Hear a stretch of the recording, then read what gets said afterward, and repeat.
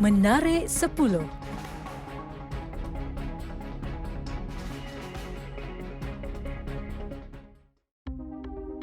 Abang Ahmad Izan Abang Kasim merupakan anak kelahiran daerah Kabong yang pertama menyarong jersey Sarawak dan kini menyertai Sarawak United 2 untuk tahun 2020 dan 2021.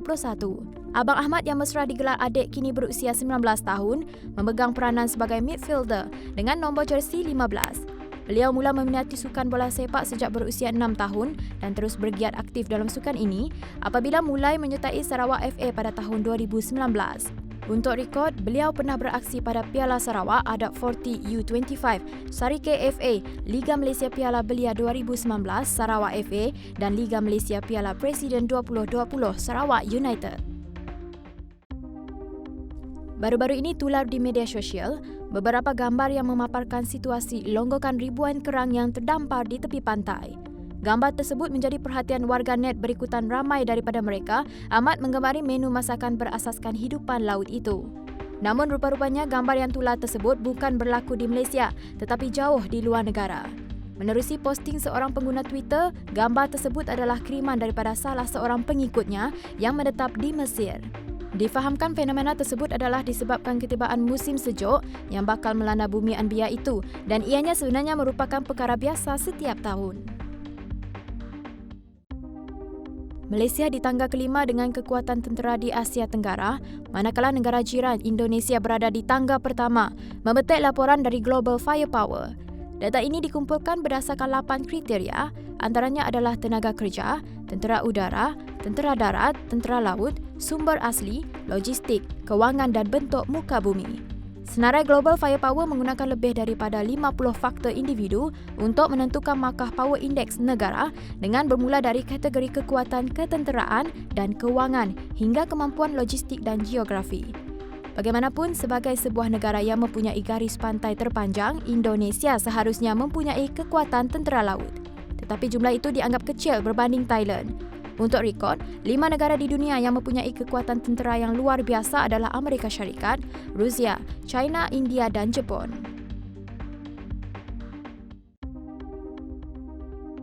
Bermula 18 Disember 2020, pembayaran zakat boleh dibuat melalui platform e-dagang Shopee. Satu lagi medium pembayaran zakat disediakan oleh Pusat Pungutan Zakat Majlis Agama Islam Wilayah Persekutuan untuk memudahkan pembayar.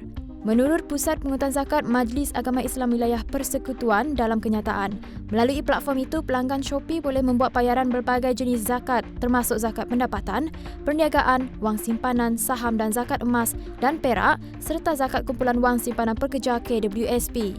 Pembayaran zakat di platform Shopee boleh dilakukan menerusi dompet mudah alih Shopee Pay, kad debit, perbankan dalam talian dan pembayaran secara tunai di kaunter 7-Eleven. Para pengguna juga boleh membayar zakat melalui deals, tops ups, bills dalam aplikasi Shopee dengan mengikuti langkah-langkah yang mudah. Sekeping gambar kad pengenalan seorang perempuan dengan ekspresi tertawa menjadi tular dalam laman Twitter. Pemilik kad pengenalan itu bernama Nadila Suhendar, 19 tahun dan berasal dari Tasikmalaya, Jawa Barat. Katanya semasa membuat kad pengenalan tersebut, beliau tergelak secara tidak sengaja menyebabkan gambar kad pengenalannya lain dari yang lain. Disebabkan ekspresi tersebut, Nadila meminta untuk diambil semula gambarnya serta meminta maaf kerana tertawa semasa sesi penggambaran dilakukan. Bagaimanapun, permintaannya ditolak oleh pihak yang berkaitan. Seorang wanita dikatakan tertarik secara seksual kepada benda yang tidak hidup lalu bertindak mengahwini dengan sebuah beg bimbit yang kononnya adalah suaminya pada bulan Jun yang lalu. Wanita yang berusia 24 tahun dikatakan pertama kali bertemu dengan suaminya yang bernama Gideon pada bulan Ogos 2015 setelah membelinya di sebuah kedai perkakasan untuk sesi fotografi.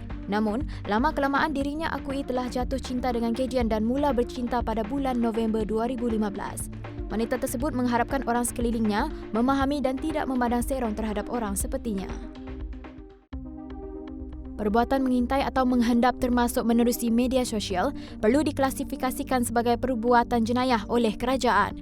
Ia berikutan lebih 1/3 atau 36% daripada 1,080 rakyat di negara ini pernah diintai. Dalam tinjauan oleh firma penyelidikan pasaran di Malaysia dan Pertubuhan Pertolongan Wanita (WAO), mendapati kira-kira 39% daripada 513 wanita dan 32% daripada 495 lelaki mengakui mereka pernah menghadapi perlakuan dihendap lebih daripada sekali dan ia dilakukan berterusan.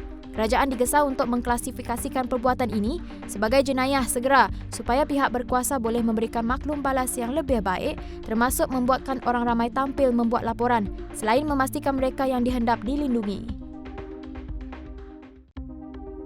Harga minyak mencecah paras tertinggi bagi tempoh 9 bulan selepas data Kerajaan Amerika Syarikat AS menunjukkan stok minyak mentah menurun minggu lalu. Keyakinan terhadap pakej ransangan fiskal menangani pandemik COVID-19 di AS juga dilaporkan semakin meningkat. Harga Brent melonjak 28 sen atau 0.6% kepada $51.36 Amerika setong, manakala West Texas Intermediate WTI meningkat 27 sen atau 0.6% kepada $48.09 Amerika setong. Kedua harga minyak ini mencapai paras tertinggi sejak awal Mac. Fenomena semula jadi menakjubkan berjaya dilihat oleh ribuan penduduk di beberapa kawasan di Chile dan Argentina apabila gerhana matahari penuh berlaku di sebahagian besar kawasan di selatan Pasifik dan wilayah paling selatan di Amerika Selatan. Penduduk di beberapa bahagian di bawah laluan gerhana itu mengalami kegelapan penuh pada jam 1 petang di negara tersebut, di mana siang bertukar kepada malam lebih 2 minit. Kejadian tersebut berlaku pada saat akhir setelah hujan lebat di Patagonia, Argentina. Beberapa penduduk tempatan dan pelawat asing telah mendirikan kemah di antara bandar-bandar Villa El Chocón dan Pedra del Aguila dengan harapan dapat melihat gerhana penuh. Difahamkan, gerhana itu akan terlihat di sepanjang kawasan selebar 90 km bergerak dari pantai Pasifik di Chile melintasi pegunungan Andes dan seterusnya ke Argentina. Presiden Indonesia Joko Widodo secara sukarela menjadi orang pertama Indonesia menjadi penerima vaksin COVID-19. Jokowi berkata beliau secara peribadi menjadi penerima pertama untuk meningkatkan kepercayaan orang ramai bahawa vaksin yang digunakan selamat. Indonesia menerima penghantaran 1.2 juta dos vaksin COVID-19 dari Sinovac Biotech China 6 Disember lalu. Pada masa yang sama, Indonesia juga dijangka menerima bahan mentah untuk menghasilkan 15 juta dos daripada syarikat yang sama akhir bulan ini. Ujarnya vaksin disediakan untuk rakyat Indonesia tanpa dikenakan bayaran. Menarik 10.